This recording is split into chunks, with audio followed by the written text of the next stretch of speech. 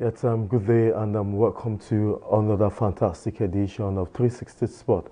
It's a very good moment as the world celebrates look towards into the new year. But it's different case for AFCON as we know that the 2022 African Cup of Nations, it will start January 9th in Cameroon. But before then, there have been several issues regards to the Nigerian Federation, the sack of Ganachoy. And there's something that has been trending since the sack of Ganachoy.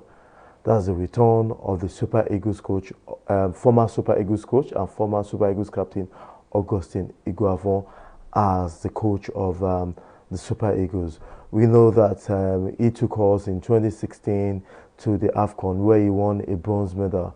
There have been several reactions to the appointment of Augustine Eguavoen as the coach of the Super Eagles. We'll be looking at his return and other.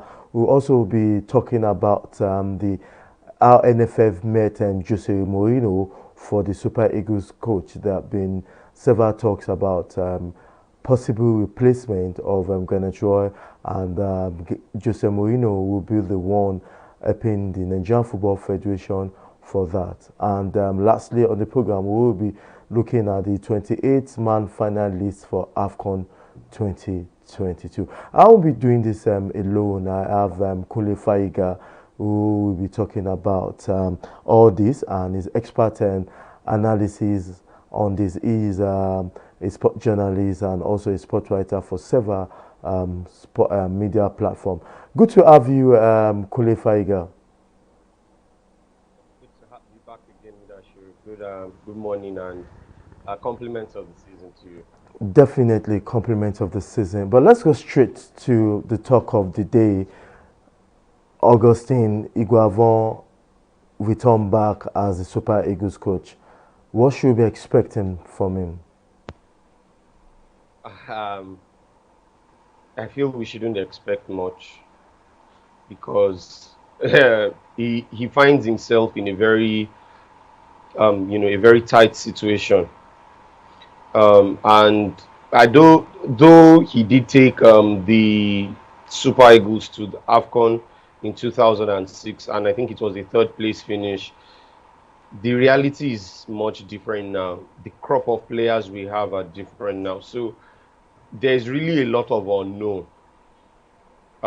So for me personally, I wouldn't expect much because we don't really know how he is going to deal with these players, if he's going to do something similar to Raw or he's going to do something entirely different. So it's just altogether. And the problem is that he's coming in at a time when AFCON is just a few weeks away.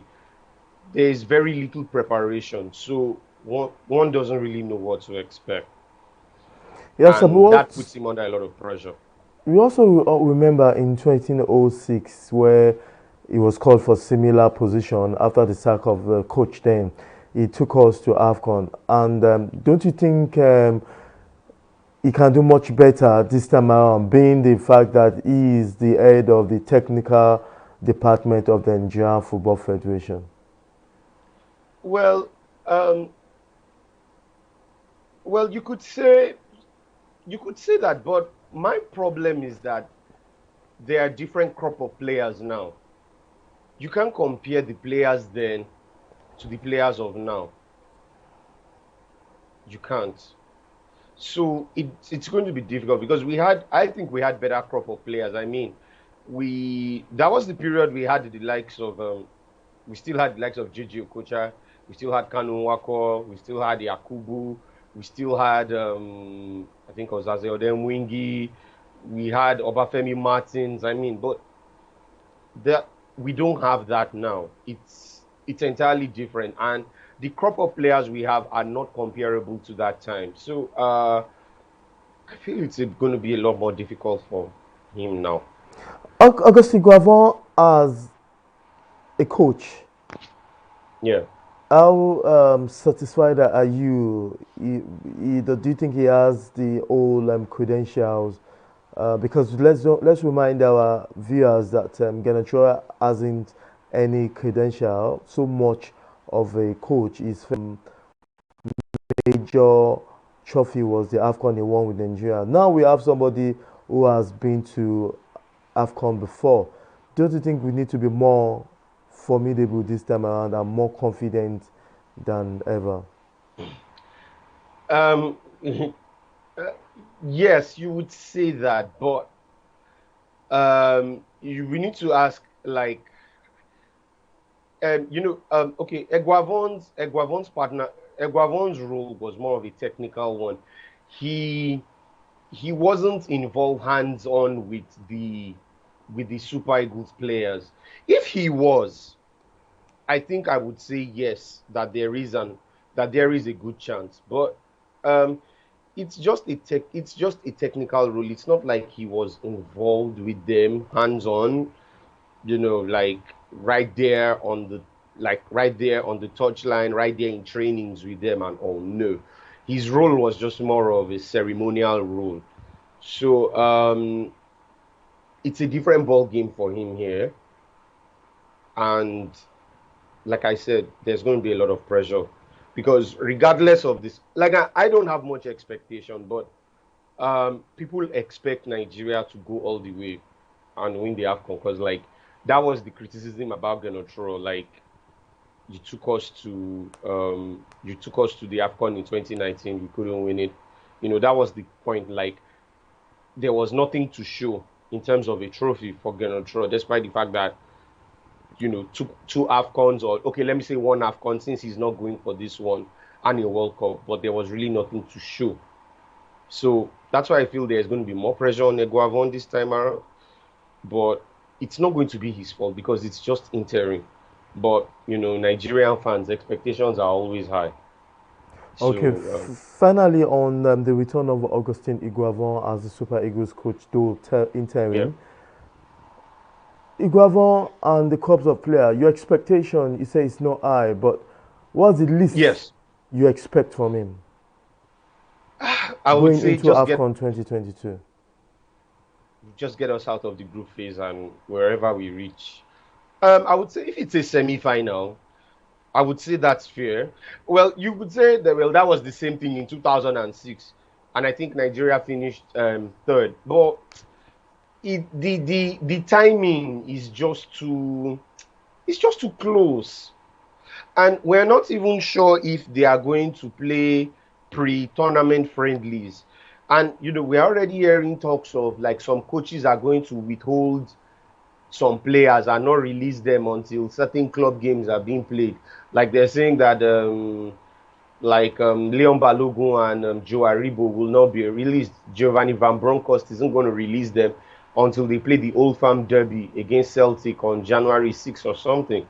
So that hampers preparations.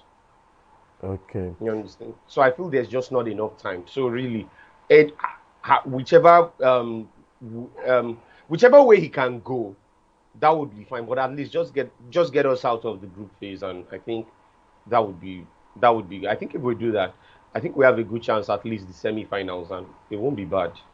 Interesting, definitely. But a lot of Nigerians expect that we should win this time around. We hold the record Yeah, of many bronze medalists by any participating nation at AFCON. Let's go to second topic yeah. that seems very, very important. NFF meeting Jose Mourinho, the Roma manager, for a replacement for us. What does that mean to you? Jose Mourinho is one of the best club coaches we have across the globe, and he's going to give NFF a helping hand in finding a suitable replacement. That means you are finding somebody as good as he is, or somebody that can deliver on his promise. What does this mean to you, Kuleni? it's it's ridicule for as far as I'm concerned, because I feel like why would you need to go and meet Jose Mourinho for a coach recommendation? Like, why do you have to go through him? There were equally reports that Arsene Wenger was approached as well for recommendation, and I'm like, why? I think that is very, very wrong. But then again, I feel it kind of highlights the situation that Nigeria finds themselves in, that there isn't really any good coach that we could get out there. I know some people could come and say, yeah, we should clamor for our local coaches and all, but I think when it comes to foreign coaches, which I know Amaju Pinnick seems to have more preference for, I think there isn't anyone. And if there is, it's probably going to be a name that is not popular. And if it is a name that is popular, it is a name that we're going to have to be paying a whole lot of money. But the question is, can the NFF pay? We know how they had been struggling to pay Gernot salary while he was Super Eagles coach. So that's going to be another problem. So I just feel like it puts the NFF in a very difficult spot. But I think that's just the reality. But it's ridiculous to me going to meet Jose Mourinho for a recommendation. It's total ridiculous. Yeah, a lot of people also agree with you that it's not the best, but does Jose's Mourinho's recommendation, does that mean it's definitely a perfect job or a perfect coach we are getting, whether it's ridiculous or not? But do you mean who is going to recommend will stipulate that we're having a very good coach that will give us all what we want? Sorry, comment. I didn't get you. Just say giving us a coach or recommending a coach. Does this stipulate that we are having a perfect coach that will give us all what we want? Absolutely not. Absolutely not. That's why I still feel like it is ridiculous, because you kind of wonder, like, what does Jose Mourinho want to do precisely, or what does he want to do exactly? You know, I honestly don't. I just find the whole thing strange, because it's something where the NFF should be going and speaking with a coach directly that they want to get, not going with a coach that is not interested and asking for a recommendation. But if Mourinho does recommend someone and he turns out to be a very good one, we don't know who it will be. I think then we can say kudos to the NFF for taking such a move, even though odd. It was worth it. But if it doesn't work out well, I mean, if that person cannot stay as long as Gernot and doesn't perform well in tournaments, then there's going to be a lot of stake on the NFF, and you know Nigerian fans, they will come for them real hard.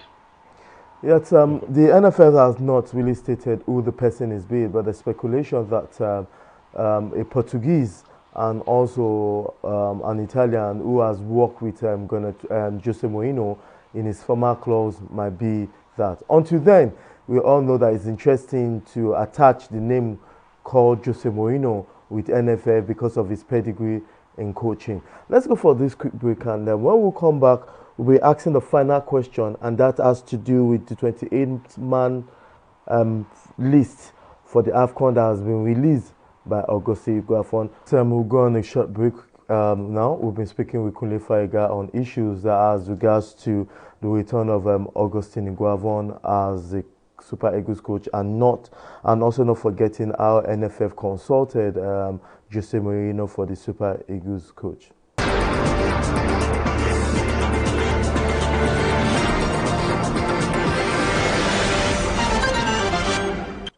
In the last 3 years, we have built a multi-purpose center, which is the envy of all in our constituency.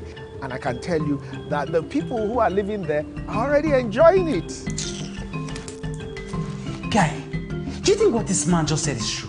See, I seriously doubt. I'm sure it's one of those their silly lies. And wait, do you know there's a way to find out if these things he's saying is true or not?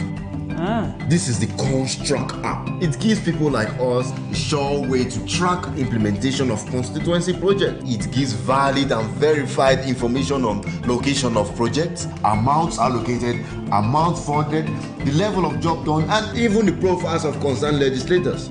you and I can post directly on this app. Are you serious? This is the Go Tour app. If you want to know how our Commonwealth is being expanded by the government. Wow. Let's even see if what this man said is true. Show me. The Construct app is developed by Other Paper Nigeria with support from USAID and is available on both Google Play Store and Apple Store. And it's true. Of course, I told you. Yeah, welcome back. This is still 360 Sports. And the final question on our interview segment is the Super Eagles 28-man list for the AFCON will start in January 9. We still have Kunle, who has been sharing his opinion on all the discussions so far. Kunle, how satisfied are you with the list that have been released a few weeks ago? I would say I wasn't surprised because it's kind of like this. It's the same squad that that played in the qualifiers that were there. But I just have a problem with names like Kelechi Nwakali.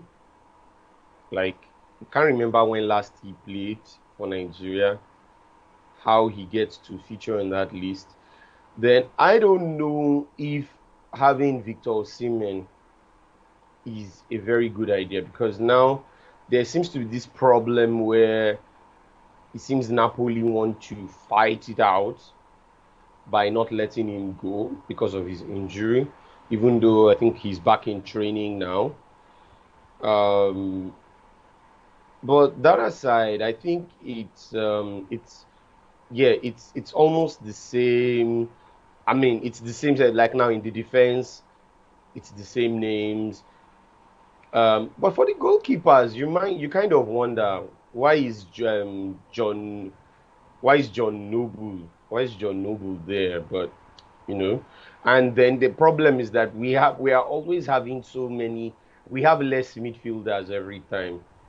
We have less midfielders, and we just carry this long list of defenders who wouldn't end up playing, and so many forwards too who wouldn't play as well. But on the positive side, I think it's good to see names like Taiwo Awoniyi, to see Sadiq Umar and Emmanuel Dennis. They are doing exceptionally well and for their respective club sides. And I mean, all eyes were on the coach then. I mean, even before Raw got sacked, like, was he going to pick Dennis? Because there had always been calls. Even Taiwo Awoniyi, like, select these people, let them be in any squad that is called up. But we saw that sometimes they were not being called, and it drew the ire of fans.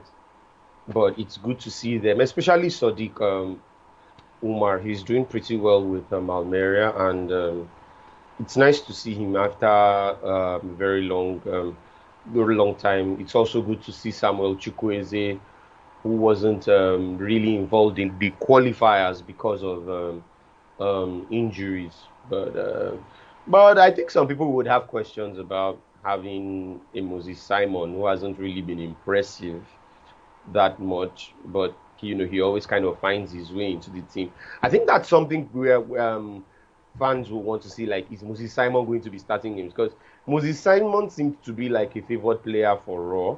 He was always going to play no matter what. So we want to see who is he going to use now. And then there's the question of Ahmed Musa. Yes, he's our captain, but we know that he doesn't really bring much. And people just say, like, oh, he just comes on to, like, get numbers, just get more caps and all. But it's a good squad, nonetheless, and hope they can put in a good outing for us once the tournament kicks off.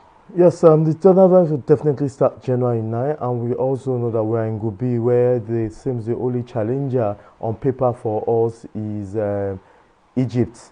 With this squad they've invited, how possible do you think we can really perform at the AFCON?